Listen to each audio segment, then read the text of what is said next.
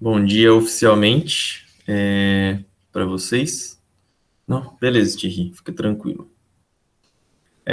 A gente vai continuar, né? Estamos chegando no finalzinho já da nossa revista, essa é a lição 11, são 13 lições só da nossa revista DBD.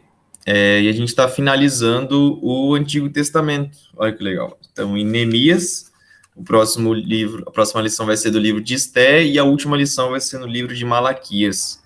E aí, assim, a gente finaliza nossos estudos no Antigo Testamento. Vocês vão estar plenamente formados e capazes para responder qualquer pergunta que eu fizer para vocês sobre o Antigo Testamento, não é verdade? Brincadeiras à parte. Eu vou até dar um spoiler, né? Eu já contei um pouquinho para o Júlio, para o Vinícius, mas o próximo trimestre, né? Vamos dizer assim, a próxima série de lições que a gente vai ter no restante desse ano, acho que vai ser muito legal.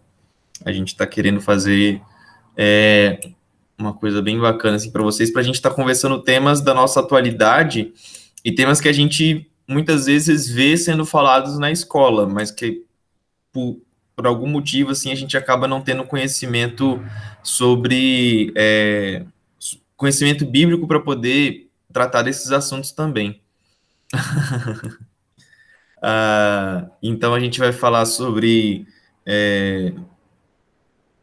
vegetarianismo, veganismo, vai falar sobre, estou dando alguns spoilers, sobre religião e ciência, a gente vai falar sobre sincretismo religioso, vai falar sobre política, vai falar sobre movimentos sociais, tudo isso são coisas que a gente costuma ver no nosso dia a dia, mas que nem sempre a gente tem uma base bíblica para poder formar o nosso posicionamento, né, o nosso entendimento sobre esses assuntos. Então, tô fazendo a propaganda já para poder vocês participarem junto com a gente, que vai ser muito bom. Mas, voltando ao tema da nossa lição, né? Essa lição vai ser sobre o livro de Neemias, e tem tudo a ver com o livro que a gente estudou na semana passada, né? A gente deu uma passada assim no livro de Esdras, viu a história dele, eu até comentei, né, que provavelmente Neemias e Esdras foram escritos. Tem gente que argumenta que Esdras e Neemias são escritos pelo mesmo autor, tem gente que diz que não, mas é certeza que eles foram escritos na mesma época, né, na época da restauração da cidade de Jerusalém, depois do exílio da Babilônia. Só que vamos começar do começo, né? Comecem aí no chat. Pensem numa personalidade histórica, alguém, uma pessoa, homem, mulher, personagem não fictício não, né? Porque tem que ser histórico. Mas alguém que vocês considerem muito importante. E aí, sim, dá uma contada, né, sobre o que essa pessoa fez de relevante para o mundo e tentem imaginar como o mundo seria sem o que essa pessoa fez. Escrevam aí no chat, falem no microfone, digam aí coisas que vocês pensam a respeito disso. O Júlio falou Napoleão. O que ele fez de relevante para o mundo, Júlio? Ah, meu parceiro, ele fez os bagulho lá, né? Ele saiu da França, né? Se eu não me engano, aí foi dominando a Europa. Graças a ele, por exemplo, o rei de Portugal veio pra cá e mudou o curso da história de Portugal e do Brasil. Exatamente. Então, sem Napoleão e as guerras dele, né, a gente muito provavelmente não teria o Brasil que a gente conhece hoje. Olhando num primeiro momento assim, parece nada a ver, né? O que Napoleão da França tem a ver com a formação do Estado Nacional Brasileiro? Mas tem tudo a ver. A forma como o Brasil se formou está relacionada, né, com Napoleão. Fora todas as outras coisas que aconteceram. O Vinícius falou do Martin Luther King. Por que ele é relevante, Vinícius?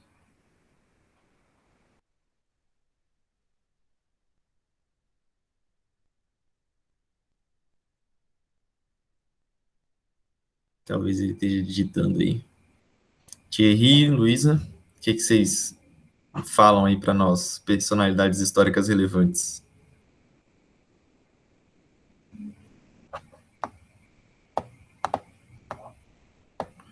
O Vinícius falou, porque ele lutou pelos direitos dos negros nos Estados Unidos, que era muito racista. Isso é verdade. Ele foi uma peça-chave pela luta, né, do movimento negro, vamos classificar assim, nos Estados Unidos, e para poder combater as políticas racistas. A gente tinha as leis Jim Crow, que eram chamadas lá no sul dos Estados Unidos, principalmente, né, que era a parte mais racista, e que até hoje ainda tem esses reflexos. E essas leis de Jim Crow, elas basicamente oficializavam um apartheid que não era apartheid, assim, né? O apartheid mesmo foi na África do Sul, mas entre muitas outras coisas que Martin Luther King fez, né, ele lutou pela igualdade social e teve um papel muito relevante na história nesse sentido. Thierry mencionou Agostinho, quer comentar um pouquinho, Thierry, por que ele foi relevante? E com certeza, né, sem Martin Luther King, aí a gente ainda teria muitos problemas com relação, né, ao racismo hoje em dia. Ele foi muito relevante nesse sentido. Thierry falou, porque ele foi o precursor das ideias de trindade e predestinação. Sem ele, não sei se haveria reforma.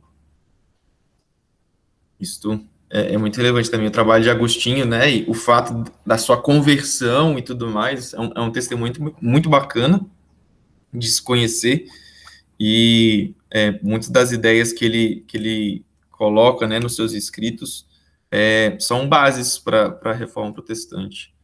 O Júlio mencionou, além do Napoleão, né, a Marie Curie, e a Luísa falou da malária. Então a gente vê, ao longo do tempo, o Agostinho lá no comecinho, né, da história, vamos dizer assim, não comecinho, mas tipo, há bastante tempo atrás, a gente tem pessoas mais recentes, Marie Curie no desenvolvimento da ciência, e também colocando, né, o papel da mulher na ciência, a Malala como uma personagem contemporânea.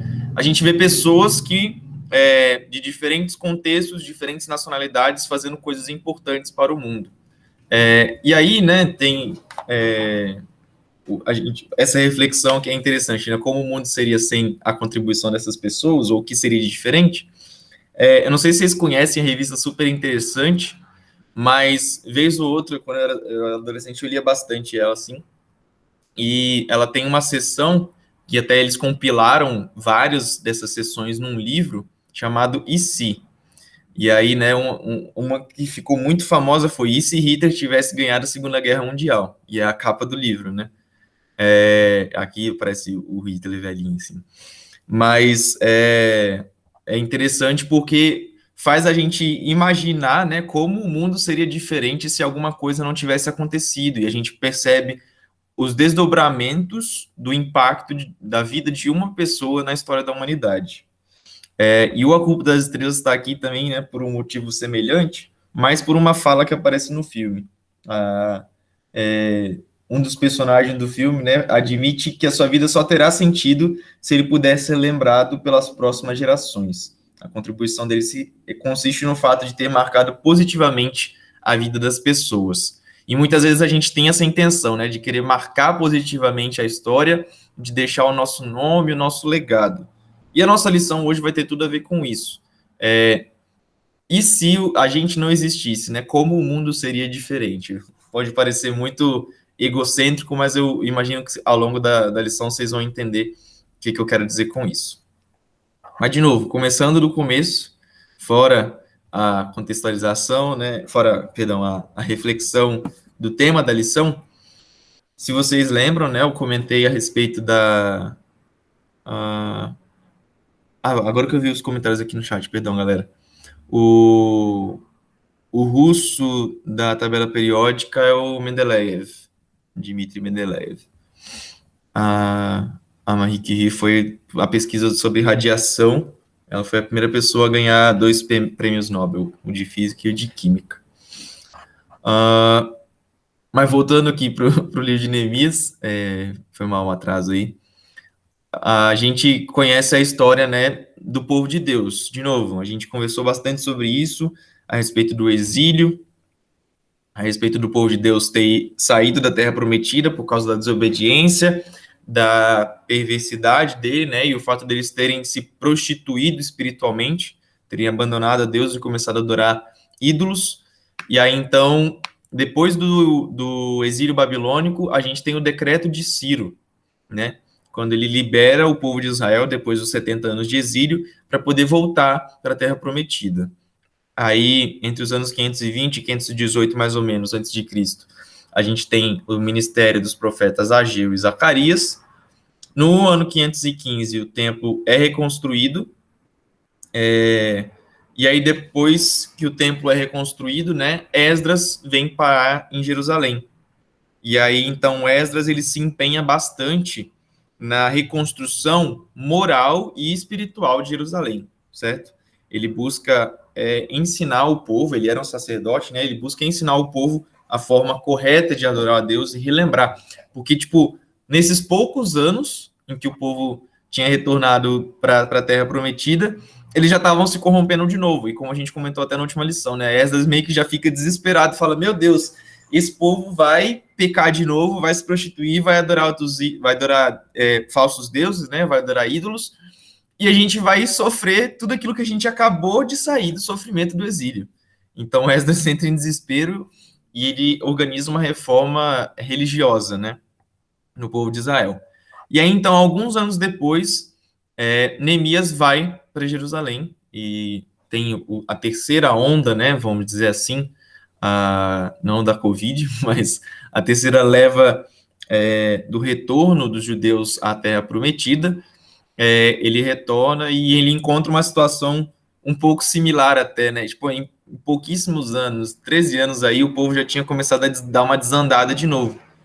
E aí, lembrando, né, até mesmo para contexto, já que a gente não vai conseguir ler o livro todo de Neemias aqui, mas Neemias, ele se empenha na reforma dos muros de Jerusalém, reconstruir a cidade, né, a estrutura mesmo.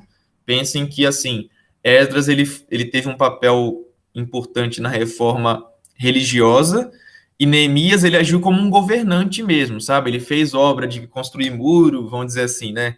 Construir estrada, encanamento, essas coisas. Não que precisamente ele tenha feito isso, mas ele se empenhou na estrutura da cidade mesmo, né? Ele se preocupou com a cidade de Jerusalém, porque a cidade de Jerusalém representava a glória, né, do povo de Judá. Ela era a capital do reino de Judá, né? Então, a gente basicamente, né, tem essa história a respeito do livro de Neemias. Esse é o contexto na linha do tempo. É nessa situação que a gente tem que interpretar o significado do livro. Beleza? Vocês têm alguma dúvida, algum comentário? Tá tranquilo?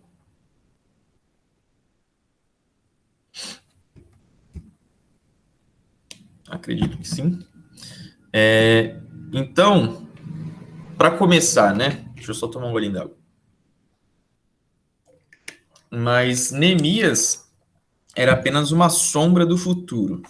O que eu quero dizer com isso? Ele era uma sombra, ele prefigurava, né, aquilo que viria a acontecer no povo de Israel. A gente costuma falar que esses símbolos que apontam para Cristo, né, essas sombras do futuro, são tipos de Cristo. Tipo, não de... como que eu posso explicar isso para vocês? Já ouviram falar em tipografia ou lettering, alguma coisa desse tipo, né? Desse tipo. Tipo é o nome da forma ou carimbo de uma letra que era utilizada para poder fazer a imprensa, né? Quando o Gutenberg ele criou a imprensa, cada uma das letras era uma espécie de carimbo que tinha o nome de tipo. Então, era o formato daquilo que seria impresso no livro. E aí, o fato de a gente costuma falar, né, que essas representações, essas pessoas são tipos de Cristo. Não eram a forma perfeita, não eram Jesus, não eram o Messias, mas apontavam para características do Messias que viria. E então a gente entende que Neemias era um tipo de Cristo. Ele veio como uma pessoa para poder fazer uma reforma no povo, e ele veio como um governante, para poder governar o povo e instruir eles, né?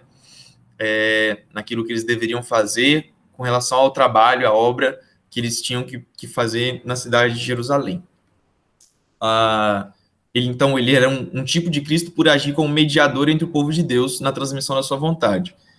A gente vai ler melhor isso daqui a pouquinho, mas ele pede para o rei para poder ir para Jerusalém, reconstruir o muro, né, e as portas da cidade de Jerusalém. Ele pede para o rei da Pérsia isso. Jerusalém, Judá, né, a região de Judá naquela época era uma província do reino da Pérsia, e ele pede ao rei persa, e Deus vai confirmando. A cada momento, Deus ia confirmando a vontade dele no coração de Neemias e o propósito dele na vida de Neemias. Neemias estava sensível a isso. E aí, então, Neemias vai, ele insiste, ele ora, né? Primeiro, a gente até estudou isso numas sextas-feiras mais para o comecinho do ano, sobre a oração de Neemias, e ele insiste em fazer e animar o povo a construir. Teve vários problemas, teve gente, os inimigos do povo de Deus, né, estavam insistindo para eles falar, não, diz dessa obra, por que vocês estão fazendo isso? Não precisa fazer essas coisas, não precisa trabalhar, mas ele foi persistente, e sem isso, a comunidade de Israel não teria sido restaurada e purificada. Por que isso é importante, né? A revista até comenta. Humanamente falando, sem Neemias, não existiria a cidade de Judá, né? Não existiria o povo judeu. E Jesus, para ele ter vindo ao mundo, ele precisava ser judeu, porque essa era a promessa. Jesus era descendente de Davi, como era prometido pelos profetas, né? Ele viria da descendência de Davi, ele seria judeu, se não me engano, Zacarias, não, é Zacarias que fala isso? Tinha referência aqui em algum lugar, mas agora eu não estou encontrando. Mas enfim, os profetas anunciavam isso, né, que ele seria da tribo de Judá. E então, sem o trabalho de Neemias para poder evitar que o povo judeu se perdesse e se misturasse com os povos, Jesus, entre aspas, né, humanamente falando, não teria vindo. É claro que tudo ocorre de acordo com o plano perfeito de Deus.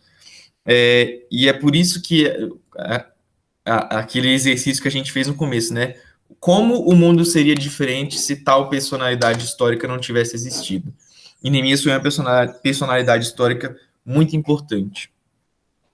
Muito do que ele fez, né, tinha esses aspectos messiânicos e apontava para Jesus, o seu empenho e o seu trabalho. A revista até fala assim: ele viveu, trabalhou e serviu no contexto do reino cósmico de Deus, né, o reino completo, não o reino físico, tipo, tem um rei ali sentado em Jerusalém. Não, mas o reino que transcende esse mundo, né, vamos dizer assim, por isso que ele chama de reino cósmico.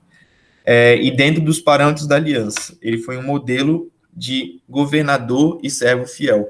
Ele era um oficial da corte persa, ele foi um governador nomeado, o próprio rei Ciro, né, da Pérsia, nomeou ele como governador da província de Judá, e ele era um servo dedicado a Deus. Então, tudo que ele era e tudo que ele fez foi para poder levar o povo de Deus a uma unidade, a uma purificação, preparando o caminho para aquilo que viria, aquilo que viria a acontecer no futuro, né? Que é a vinda de Cristo e todo o ministério dele, tudo o que a gente já conhece a respeito de Cristo.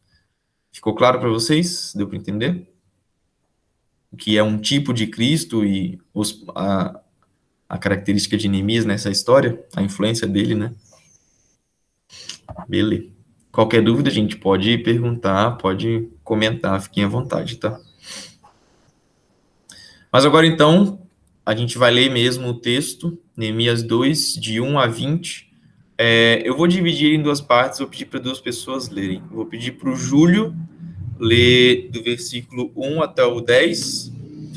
E aí, Thierry, se você puder ler Neemias 2, né? Do 11 ao 20.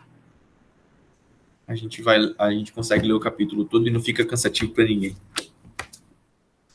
Pode ser? Beleza, só um instante. Tranquilo.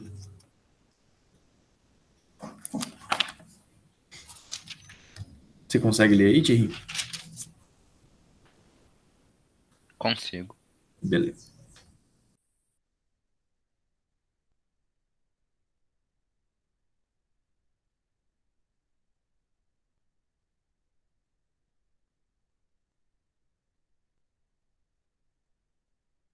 Beleza, então o meu é Neemias, capítulo 2, versículo de 1 a 10, correto?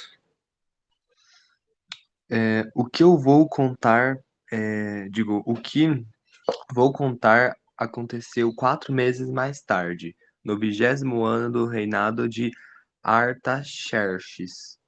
Um dia, quando o rei estava jantando, eu peguei vinho e o servi.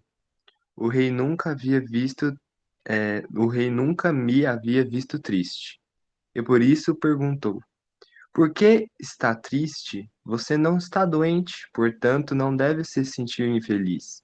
Então eu fiquei com muito medo e respondi: que o rei viva para sempre.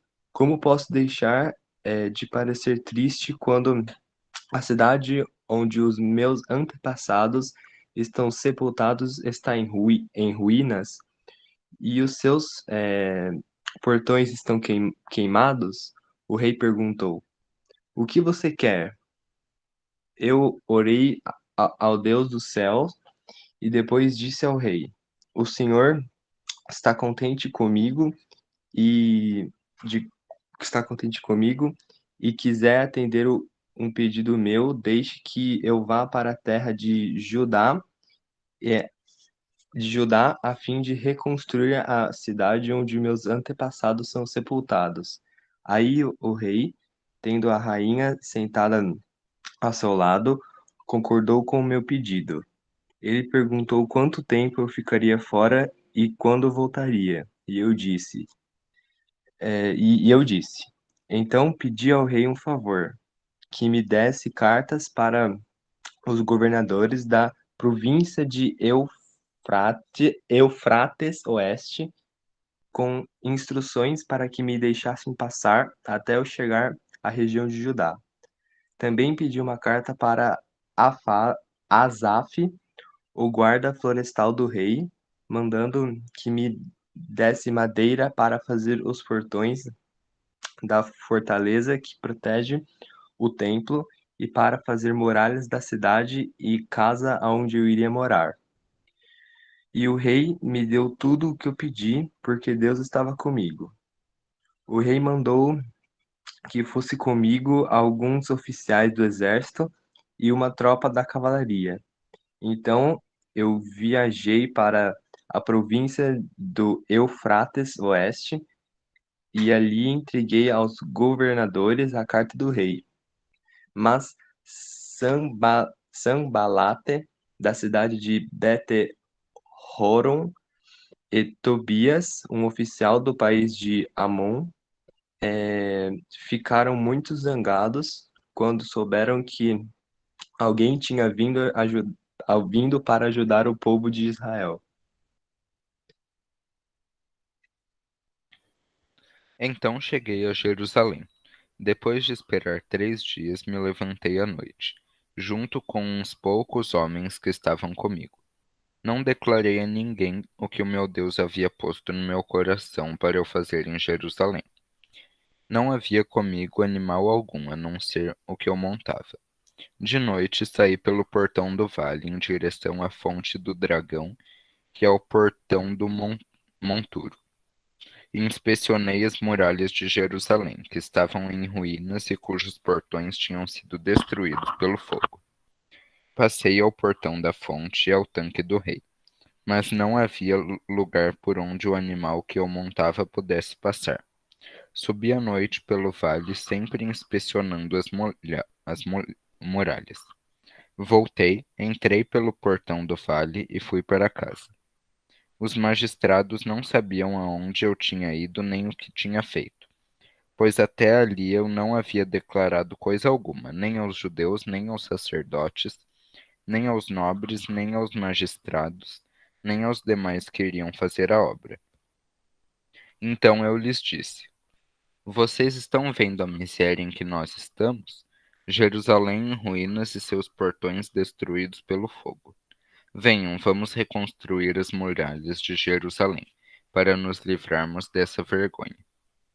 Eu lhes declarei como a mão bondosa do meu Deus havia estado sobre mim e também as palavras que o rei me havia falado.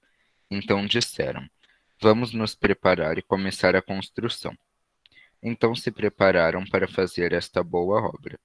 Porém, quando Sambalate, o horonita, Tobias, o servo amonita, e um árabe chamado Gesem souberam disso, zombaram de nós e nos desprezaram, dizendo: O que é isso que vocês estão fazendo? Querem se rebelar contra o rei? Então lhes respondi: O Deus dos céus é quem fará com que sejamos bem-sucedidos. Nós, seus servos, vamos nos preparar e começar a construção. Mas vocês não têm parte, nem direito, nem memorial em Jerusalém. Muito bom. Beleza, valeu, meninos. A gente então vê a história do o comecinho, né? Vamos dizer assim. A saída de Neemias dali da Pérsia e a chegada dele em Jerusalém, né? E o que ele fez chegando ali em Jerusalém. E a gente vai analisar um pouco nessa lição, vai ser, o texto base vai ser só esse capítulo mesmo, né? Mas a gente vai analisar um pouco as atitudes de Neemias assim que ele chegou em Jerusalém e aquilo que ele fez. A primeira atitude que ele teve, né, que vocês devem ter reparado, é que ele chegou e não chegou contando para todo mundo o que ele ia fazer, não. Ele chegou em silêncio e analisou a situação, viu o que estava acontecendo, viu as pessoas. Ele chegou, ficou 3 dias sem falar nada para ninguém, e aí no terceiro dia ele saiu discretamente durante a noite, né? Versículo 11 e 12 falam isso. Saí discretamente durante a noite, levando comigo uns poucos homens. Então, vejam a descrição que ele estava, né? Ele queria ser muito discreto, ele queria não chamar atenção e também, né, não causar uma impressão ruim ou qualquer outra coisa. Então, a primeira coisa que a gente percebe, né, naquilo que ele fez, é que às vezes é importante a gente saber a hora de se calar, a hora de não falar nada, a hora de ficar quieto e dar ouvidos às pessoas. Ele tinha convicção, claramente, a gente percebe isso, né? Ele tinha convicção de que Deus estava com ele, que Deus o apoiava. Ele fala isso, né, no final do capítulo, e logo no comecinho também, no versículo 8, ele fala: o rei atendeu todos esses pedidos porque a bondosa mão de Deus estava sobre mim. Ele tinha certeza que Deus estava com ele. Mas a certeza de que ele tinha que Deus estava com ele não era desculpa para ele poder fazer coisa errada. Não era desculpa para ele poder, tipo, se animar demais, ficar afobado e acabar errando, né, e fazendo coisas que ele não deveria fazer. Então, ele age com prudência. Ele não estava disposto a cometer erros. E ele decidiu se calar por conta de 2 grupos. A gente vê no versículo 10, né, os opositores, Sambalat, nomes muito bonitos para a gente colocar nos nossos filhos aí, né? Quando vocês tiverem filhos aí, pensem em Sambalat, tá bom? Nome muito legal. E Tobias, e aí depois, né, no final do capítulo, a gente também vê surgir um tal de Gesem, o árabe, que eram os opositores dele. E ele não contou os planos para esses que eram seus opositores. Se ele contasse, certamente ia ficar mais difícil, né? Quem, quando não assiste um filme aí, e aí chega aquela parte no final que o herói tá preso, o herói, assim, né? Como que eu posso dizer? O protagonista tá preso, e aí o vilão fica parado na frente do protagonista contando todo o plano.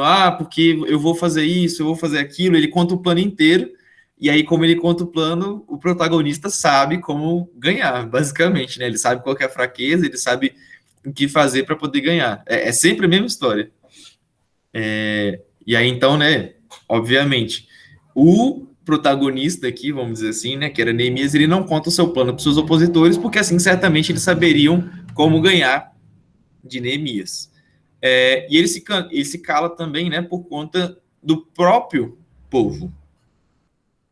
Por que vocês acham que era importante ele não ter contado nada para as pessoas que já estavam ali em Jerusalém?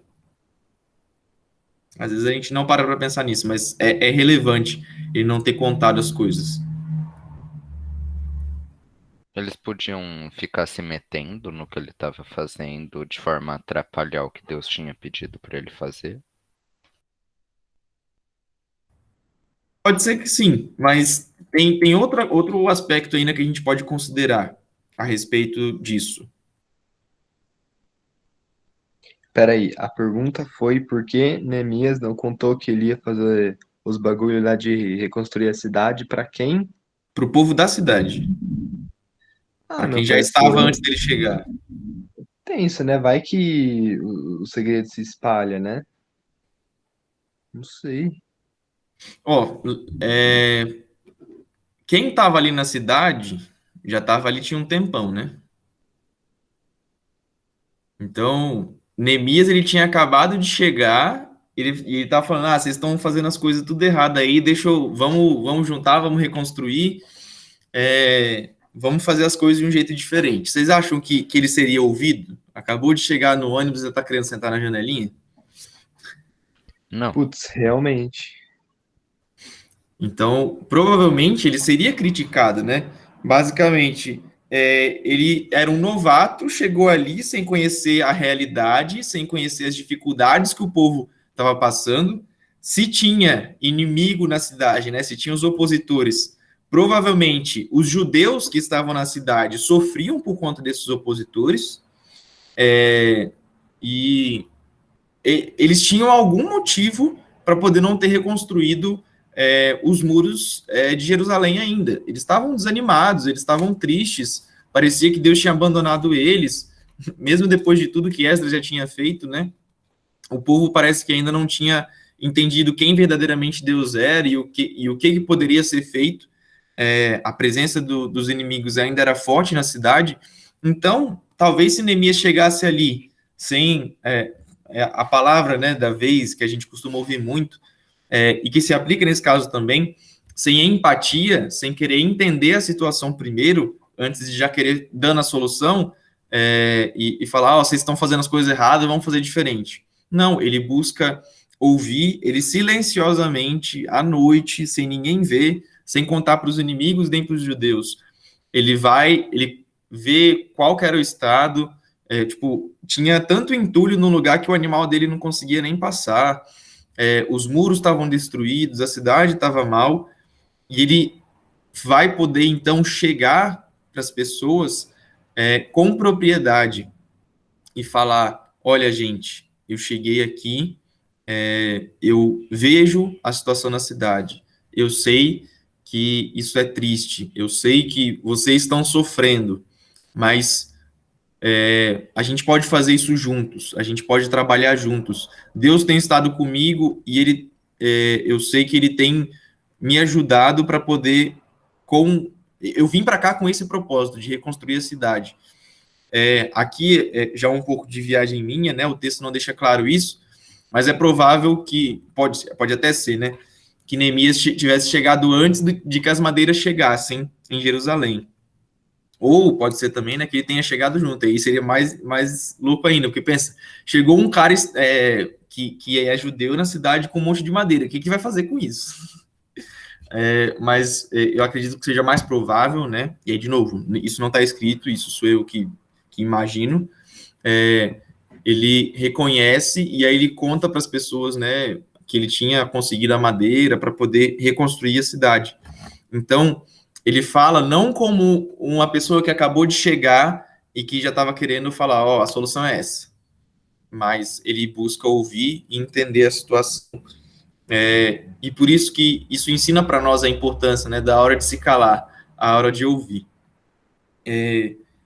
Ele a revista comenta aqui, ele faz todo o percurso, né, quando ele vai fazer o reconhecimento da cidade, sem falar uma única palavra, porque ele não queria falar antes de ter uma noção plena da situação que ele iria enfrentar.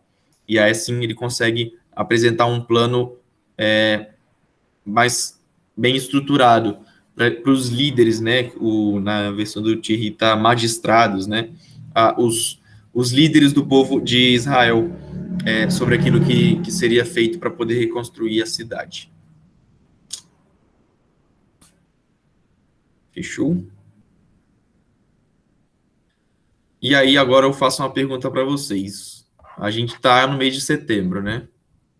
Setembro amarelo, como a gente vê aí muitas vezes sendo divulgado. O que que essa característica de Neemias pode ter a ver para a gente, como a gente pode aplicar ela no contexto do Setembro Amarelo, por exemplo? Peraí, você vai me desculpar. O que que Setembro Amarelo representa mesmo? Foi mal, eu sou muito esquecido em relação a essas coisas. O Setembro Amarelo é um mês, né? Como tem o Outubro Rosa, Novembro Azul, eles é um mês em que se coloca em pauta a questão da saúde mental e principalmente do suicídio, né? Então, as escolas, faculdades, na televisão também, eles costumam falar bastante a respeito da depressão, dos problemas da saúde, das questões relacionadas à saúde mental e como isso pode afetar a gente, né? E principalmente com um foco maior com relação ao suicídio também, da prevenção ao suicídio. E aí, então, falando de novo agora, né, o que essa característica de se calar e de buscar ouvir antes de falar alguma coisa tem a ver com esse mês, como a gente pode aplicar isso nas nossas vidas. Sei lá, imagine uma situação que você conhece alguém que está passando por dificuldade e o que você deve fazer a respeito.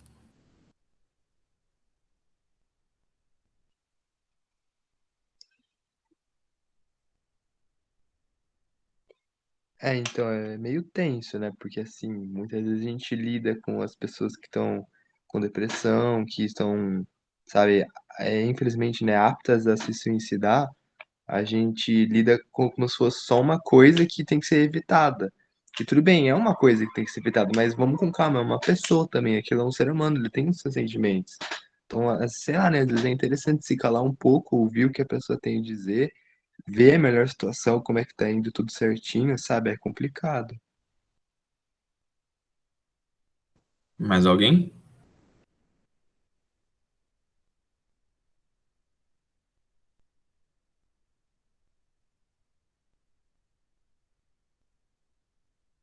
Eu não sei se vocês se lembram quando a gente estudou há algum tempo atrás a história de Jó, no comecinho desse ano, na verdade. E ele estava passando por todas aquelas dificuldades, né? Ele perdeu todos os seus filhos, todos os seus bens, suas riquezas, ficou sem saúde. E aí então, né, os amigos dele chegam e acabam. Eles passam uma semana com Jó sem falar nada. Depois eles acabam fazendo as coisas erradas, né? Falam as coisas desnecessárias, dão uns conselhos, na verdade, que não era muito conselho, ficam pesando a mão em cima de Jó, mas a atitude, pelo menos, que dá para salvar, né? É que eles chegaram em silêncio e buscaram respeitar aquilo que Jó estava passando e entender aquilo. O Thierry comentou, né? Procurar entender antes de falar e ajudar na prática, sem ficar falando muito. O meio cristão acaba falhando no assunto de depressão, na minha opinião, é verdade. Por que eu justamente levantei essa pergunta, né? Às vezes a gente tem como que eu posso dizer, meio que um reflexo de falar, tipo, você tá com depressão porque você não tem Deus, sei lá, pode ser um reflexo para algumas pessoas. Ou, eu tenho a solução para você. Você tem que fazer isso. Você. Aquelas velhas histórias. Tipo, você tem depressão, mano? Para com isso. Não precisa ter depressão, não. É só ser feliz. Não é simples assim. Você não resolve depressão desse jeito.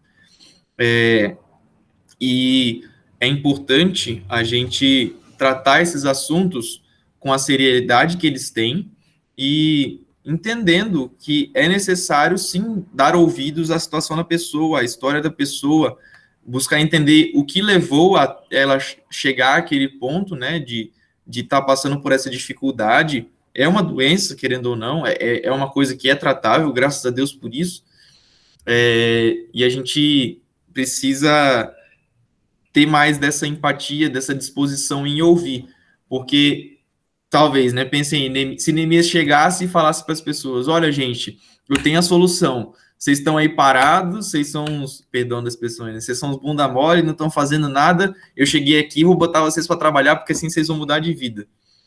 Pensa que ele não ia ganhar apoiadores, ele ia chegar já criticando as pessoas de quem ele precisaria de ajuda para reconstruir a cidade, isso não seria uma solução. Então, se algum amigo seu aí está passando, né, por uma dificuldade, não chega falando, tipo, você só sabe se meter em problema, você não sabe fazer nada de bom. Não é assim que você vai ajudar ele. Mas busque chegar, conhecer, conversar, e aí sim, quando você entender tudo aquilo que ele está passando, você apresenta a solução. Você pode apresentar Cristo para essa pessoa. Mas antes de querer já chegar com a solução pronta, busque entender a pessoa. Busque ouvir e saber o que tem acontecido. Porque aí assim você vai poder até mesmo aconselhar melhor aquela pessoa, sabendo, né, tipo, não estou dizendo que toda depressão vai ser assim, né? Tipo, se por algum motivo ela tá mal, ela tá entristecida, porque tá passando por dificuldades em casa, no seu relacionamento com os pais, você vai poder ajudar ela, tipo, aconselhar ela com relação a forma dela receber, talvez, as críticas do pai e da mãe, ou a entender que o pai e a mãe são pecadores e por isso que eles fazem coisas que entristecem ela, enfim. Ouvir primeiro e falar depois. Quando você se cala e permite que a pessoa expresse isso, até mesmo quando ela se expressa, né, ela consegue se aliviar um pouco de toda a carga sentimental, toda a carga emocional que ela está vivendo, toda a carga emocional que ela está passando. Então, enfim, falando tudo isso para poder dizer da importância da gente se calar, conhecer a situação e aí, a partir disso, né, pedir sabedoria a Deus para poder saber como agir e como falar. Ficou claro, gente? Espero que sim. Mas aí, então, a gente já começou até a falar da segunda coisa que Neemias fez e de como a gente precisa saber como falar também, né? Não é só ficar quieto, ouvir a pessoa e depois ignorar tudo que ela falou e falar aquilo que estava na nossa cabeça mesmo. A gente precisa saber a hora certa de falar. Nada do que a gente vive é por acaso, né? E se vocês se lembrarem, no comecinho do capítulo 2, a gente vê que Neemias ele era copeiro do rei. Ele era copeiro de Artaxerxes, ou Ciro, né? E todos os anos que ele teve como copeiro do rei, ele com certeza aprendeu que existia a forma de falar e a hora certa de falar. Pensa que simplesmente se ele se intrometesse nos assuntos do rei, copeiro era a pessoa responsável, né, por não somente provar o vinho e a comida, para poder, ou melhor, não só servir o copo de vinho do rei, né, mas ele tinha a responsabilidade de garantir que a comida não estaria envenenada, por exemplo, para poder tipo, se alguém tivesse organizando um golpe ali e quisesse que o rei morresse, envenenava a comida e o vinho do rei. Então, ele era uma pessoa, primeiro, de muita confiança, e era uma pessoa que era íntima do rei, querendo ou não, estava sempre próximo. O rei estava discutindo ali assuntos importantes à mesa com seus generais, vamos dizer assim, ou com outras pessoas, fazendo acordos, enfim. E o copeiro estava ali ouvindo tudo. Ele estava servindo o rei, estava perto ali da mesa. Então, sei lá, vai que... tô com uma ideia aqui, rei. Em vez de você guerrear contra esse povo, por que você não faz um tratado de paz? Ele não podia simplesmente se intrometer e querer resolver os assuntos do rei enquanto o rei estava ali conversando com outras pessoas. Então, certamente, ele tinha aprendido que as coisas, elas têm a forma certa de se falar e a hora certa de se falar. Porque, às vezes, se você fala expressando raiva, é outra mensagem do que se você falar calmamente e dedicar mais pensamento, né, àquilo que você está falando. Responder no impulso é sempre muito mais perigoso do que responder com calma. E aí, né, a palavra dita na hora certa tem muito poder. A gente viu isso, né, enquanto a gente estava estudando o livro de Provérbios. Ele fala, como maçãs de ouro em bandejas de prata, assim a palavra dita ao seu tempo. Ou seja, é algo muito precioso, é algo que tem muito poder, né? A gente sabe que a riqueza demonstra um pouco de poder. Então, a palavra dita na hora certa tem muito poder. E o que tudo isso tem a ver, né? Toda essa preparação que ele teve levou naquele momento em que ele se encontra com a liderança, com os magistrados de Judá e de Jerusalém, levou ele a saber a hora certa de falar e a forma certa de falar. Então, ele chega ali no versículo 16, né? Ele ainda não tinha falado nada. E aí, no versículo 17, ele finalmente fala: vocês sabem muito bem da terrível situação em que estamos. Ele se coloca junto. Ele não fala que vocês estão vivendo numa cidade totalmente desolada e eu vim aqui porque eu vim salvar vocês porque eu sou muito bom. Não, ele se coloca, de novo a empatia, né? Se colocar no lugar do outro, buscar ouvir e entender a situação do outro. Vocês sabem muito bem da terrível situação em que estamos. Jerusalém está em ruínas e suas portas foram destruídas pelo fogo. Venham, vamos juntos, né? Vamos reconstruir o muro de Jerusalém e acabar com essa vergonha. Então ele se coloca ali junto. Ele fala da forma correta e ele fala na hora certa, né? Depois de ter sondado, depois de ter conhecido a situação, inclusive, né, emocional, vamos dizer assim, da liderança do povo. Ele pôde, assim, né, pegar uma missão que parecia impossível e torná-la possível. Claro, com a ajuda de Deus. E ele fala isso, né? Ele fala de como, no versículo 18, então lhes contei como a mão de Deus tinha estado sobre mim e lhes relatei minha conversa com o rei. E aí, então, né, depois de ouvir tudo isso, depois de ver que o rei da Pérsia tinha apoiado Neemias, tinha nomeado ele como governador da província, tinha dado a ele a proteção e todos os recursos para construir Jerusalém, aí sim eles ficam animados. Se Neemias, de novo, né, conjecturando aqui, imaginando, se Neemias tivesse chegado e falado, o rei falou que eu sou o governador aqui, ele me deu os negócios, vamos reconstruir Jerusalém. Sei lá, às vezes o povo poderia pensar que ele nem era judeu, que ele era só uma pessoa enviada pelo rei para poder reconstruir a cidade, e ele ia mudar a arquitetura, mudar a cultura, mudar a religião. Então, ele faz tudo com tempo, com paciência, com sabedoria, é claro, para poder fazer as coisas da forma certa. E ele fala na hora certa, né? Então, por isso é muito importante a gente saber como falar e quando falar. E é uma coisa que eu queria destacar de novo, né? Como é interessante ver que nada do que a gente vive é por acaso. Se a gente passa por dificuldades, se a gente passa por sofrimentos, se a gente passa por experiências únicas, vamos dizer assim, né? Que a gente vive, Deus tem um propósito nisso. Se você, sei lá, sofreu bullying na escola, busque enxergar essa situação de uma forma positiva, de forma que você possa tranquilizar e aconselhar alguém falando a respeito disso, se essa pessoa está passando pela mesma situação que você. Tem um versículo que eu gosto muito lá de Hebreus, eu não vou lembrar a referência agora. Eu acho que é Hebreus, ou é Pedro. Enfim, perdão aí pelo vacilo, mas eu acabei de lembrar desse texto, e ele fala que, lembrem-se que ao redor do mundo, outros irmãos têm passado pelas mesmas dificuldades que vocês.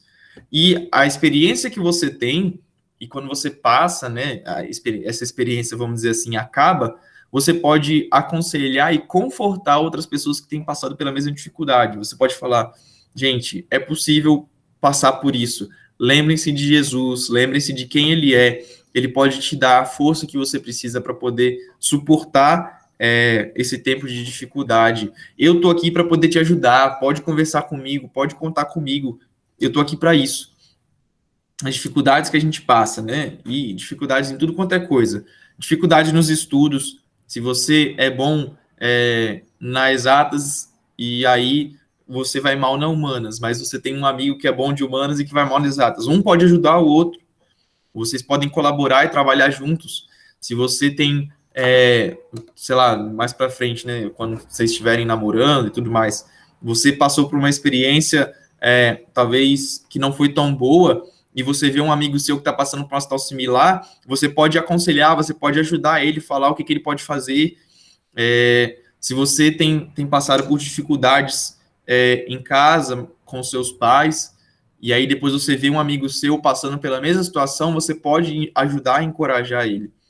Nada do que a gente vive é por acaso, tudo tem um propósito. E pensando no contexto da igreja, né? As experiências que nós vivemos, a gente não vive sozinho. Outros irmãos estão vivendo e talvez ainda, né, vão passar por coisas similares, e a gente pode ser usado por Deus nesse sentido, para poder aconselhar e confortar essas pessoas, né? Mais uma vez, tendo tudo a ver aí com o tema do Setembro Amarelo, né? De como a gente pode, através daquilo que a gente viveu também, aconselhar e confortar pessoas que têm passado por dificuldade.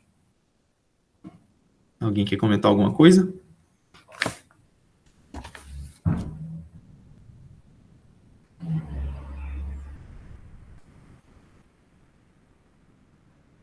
Eu fui ver aqui a passagem que você falou e é 1 Pedro 5,9.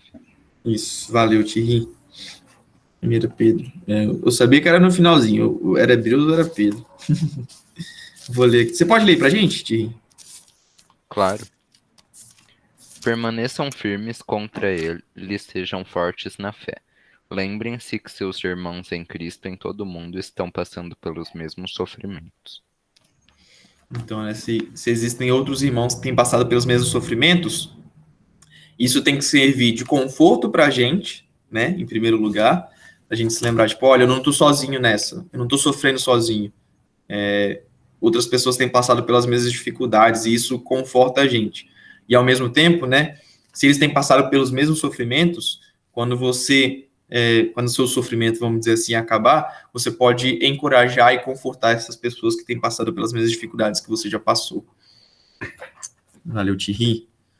Caminhando já para o final da nossa lição, então, depois de ouvir, né, e depois de falar, agora é hora de agir, é hora de trabalhar e hora de resistir também, né? A gente vê aí ao longo desse capítulo os opositores, as pessoas que falavam para Neemias desistir, ou na verdade, né, nem começar a obra, e aí depois que ele começa, que falavam para ele desistir.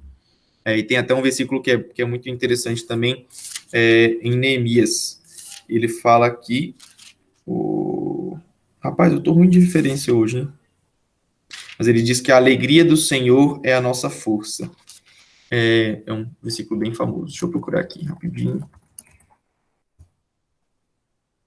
Neemias 8:10.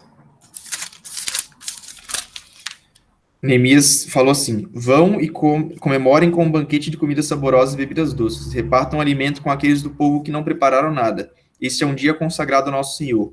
Não fiquem tristes, pois a alegria do Senhor é sua força. E ele fala isso, né, para poder animar o povo no trabalho dele, né, no trabalho de reconstruir Jerusalém, para que eles não se desanimassem. E por que eu estou falando disso? A gente não deve dar ouvidos ao que as pessoas dizem a nosso respeito, e sim ao que Deus diz ao nosso respeito. Vinícius, você lê para a gente 1 Samuel 16:7. Tá, deixa eu... 1 Samuel 16:7. O Senhor, porém, disse a Samuel: não o julgue pela aparência, nem pela altura, pois eu o rejeitei. O Senhor não vê as coisas como o ser humano as vê. As pessoas julgam pela aparência exterior, mas o Senhor olha para o coração. Isso é Deus falando para Samuel, né? Quando Samuel vai para a casa de Jessé para poder ungir o novo rei de Israel, que seria Davi, né? Mas Davi era o mais novo, ele era pequenininho, né? E não era tão forte quanto seus irmãos. E aí Samuel, ele fala, ele quer ungir algum dos irmãos fortes de Davi, porque ele olhava para a aparência e falava, não, esse cara é forte, esse cara é bom, ele vai conseguir ser um bom rei. Aí Deus fala, não, não é esse. Aí chegava outro, não, Samuel pensava, esse cara é bom, esse cara é forte, vou ungir ele. E aí Deus então fala para Samuel, não olhe para o exterior, não se preocupe com a aparência. Quem se importa com essas coisas são os homens. Eu olho para o coração. E isso ensina muito para a gente, né? Que a gente não deve dar ouvidos ao que as pessoas acham ou pensam a nosso respeito. O que deve ser relevante para nós é o que Deus pensa a nosso respeito. Né? Voltando aqui, até no texto de Samuel, ele fala assim, o Senhor não vê as coisas como o ser humano as vê. Nós também somos seres humanos, e às vezes a impressão que a gente tem a respeito de nós mesmos não é aquilo que Deus pensa de nós. Isso é uma coisa muito interessante, né? a gente não deve dar ouvidos nem o que a gente diz sobre nós mesmos. A gente pode achar que eu sou insuficiente, eu sou incapaz, eu sou imprestável, só sei procrastinar, não sou bom em nada. A gente costuma dizer, né, que eu sou um pato. Não sei se vocês já ouviram essa expressão. Que o pato, ele sabe andar, ele é o único animal, assim, né, que sabe andar, nadar e voar. Mas ele não faz nenhuma dessas coisas muito bem. Ele anda desengonçado, ele não nada muito rápido, e ele voa também, não voa, não é o mais veloz dos pássaros quando ele voa. Então, às vezes, você pode ter a impressão de que você é um pato, você sabe fazer até bastante coisa, mas você não sabe fazer nenhuma coisa muito bem. Mas isso não é o que conta, não é a sua impressão sobre você mesmo que vai contar. Sim, é o que Deus tem a dizer ao seu respeito. É isso que a gente deve buscar conhecer e viver, a identidade que Deus tem para nós. Então, essa resposta que Neemias dá, né, no versículo 20 é muito interessante. O Deus dos céus nos dará êxito. Nós, seus servos, começaremos a reconstruir esse muro. Vocês, porém, não têm nenhuma parte, nenhum direito legal ou histórico sobre Jerusalém.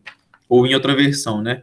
O Deus dos céus é quem nos dará bom êxito. Nós, seus servos, nos disporemos e reedificaremos os muros. Então, não dê ouvidos ao que as pessoas podem dizer a seu respeito, mas sim dê ouvidos ao que Deus quer, qual que é o propósito de Deus para a sua vida. E peça a Deus força para poder cumprir esse propósito. Se disponha. Essa palavra que é irrelevante, né? Que Neemias fala, nós, seus servos, nos disporemos. A gente tem que se dispor a fazer aquilo que Deus quer para nossas vidas. Então, com exemplo, né, a história de Neemias, a gente aprende a importância de ouvir e de falar na hora e na forma certa. E a gente aprende a resistir à oposição ao lado de Deus, né? Tendo ainda a ver com, até faltou comentar, tendo ainda a ver com o Setembro Amarelo, mais uma vez, com relação, talvez, à saúde mental e os sentimentos de depressão que podem surgir quando existe bullying, quando existe uma sensação ruim de eu não consigo ter um rendimento nos meus estudos, então acho que eu não sirvo para isso, ou quando há alguma pressão dos seus pais a respeito do seu futuro e você não sabe o que você quer escolher, qual curso escolher, enfim, não dê ouvidos a essas vozes humanas, mas busque ouvir o que Deus tem a dizer a seu respeito. Resista a essas dificuldades ao lado de Deus, porque é Ele quem vai te fortalecer, é Ele quem nos fortalece, é Ele quem nos capacita a fazer aquilo que é da vontade dEle. E aí, então, para finalizar, né, para refletir, olhe para o seu futuro, olhe para aquilo que você pode fazer. Talvez você ainda não tenha noção de qual profissão você quer seguir, qual carreira você quer seguir, ou talvez você já tenha essa noção, você está bem decidido com relação ao seu curso, mas talvez você ainda não pensou direito como você pode servir a Deus com a sua profissão. Qual a diferença que você pode fazer no mundo com a sua profissão. Então, contemple essa possibilidade. Olhe para você e para aquilo que pode vir a ser da sua vida. E faça como Neemias. Motive as pessoas. Neemias, ele motivou o povo dele para que juntos, né, eles não olhassem para a situação de sofrimento e de destruição de Jerusalém, mas que eles olhassem para Deus e buscassem trabalhar, né, com base no amor e na força que Deus entregava, na alegria que vinha de Deus. Motive quem está ao seu lado.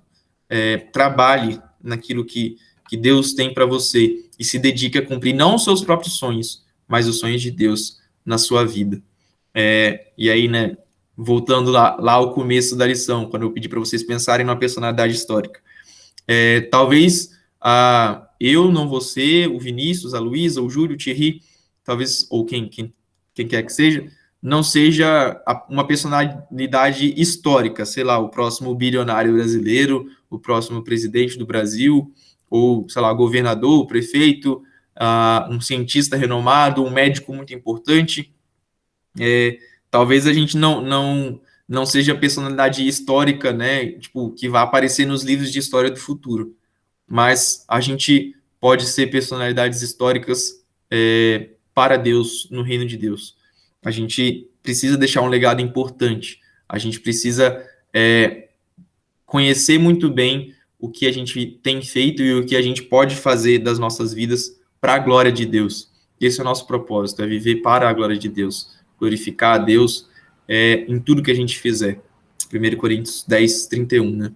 Tudo que vocês fizerem, façam para a glória de Deus. Então, é isso. Que a gente olhe, por exemplo, de Neemias e busque ser pessoas que vão influenciar a nossa geração, vão levar Deus para as pessoas que estão ao nosso redor, vão ter um impacto positivo na sociedade, né, com o nosso trabalho, com aquilo que a gente tem feito para Deus, e que a gente possa fazer isso, né, de todo o nosso coração, se dedicando a cumprir os sonhos e a vontade de Deus para a nossa vida. Amém?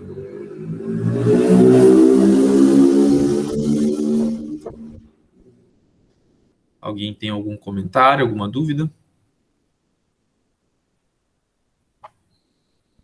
Realmente, e o que você falou também, né, lá um pouco mais atrás da lição do Neemias saber a hora certa de falar, o momento certo, é muito isso, tá ligado? Porque, sabe, às vezes quando você tá no lugar errado na hora errada, então é tipo, tá tudo errado, mas, sabe, tipo, nem tem como explicar, sabe? É horrível quando isso acontece, então, realmente é muito importante você saber a hora certa, sabe, né?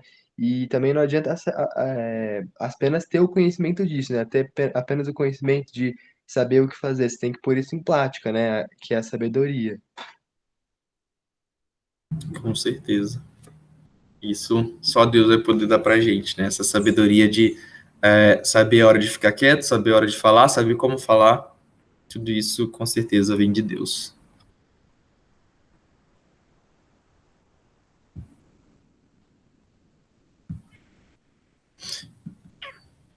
É isso aí então, time. Júlio, você pode orar para a gente encerrar então? Claro. Senhor Deus, muito obrigado por mais um dia de vida, ao grande e poderoso Deus. Muito obrigado pela oportunidade de a gente estar reunido aqui. Que a gente pode aprender mais a tua palavra, que a gente possa que o Senhor possa mostrar para a gente, emprestar sua força, mostrar o momento certo de agir, o momento certo de falar, que a gente possa ficar quieto, Senhor, nos momentos certos também, que a gente possa entender que as coisas que acontecem na nossa vida são coisas que o Senhor planejou, são coisas dos teus planos e os teus planos são perfeitos. Então, se tinha que acontecer uma coisa ruim, é porque no futuro se pode desencadear alguma coisa boa, ou simplesmente porque está nos seus planos e só por ser o que o Senhor quer, é o melhor, é a melhor coisa possível. Muito obrigado por tudo mesmo. Faça com que todos esses ensinamentos realmente possam ficar no nosso coração e que cada vez mais as pessoas possam vir aqui aprender mais e também utilizar esses conhecimentos. Não ouvir de uma orelha e sair pela outra, né? Realmente ficar guardado. Em nome de Jesus, amém. Amém. É isso então, gente. Obrigado.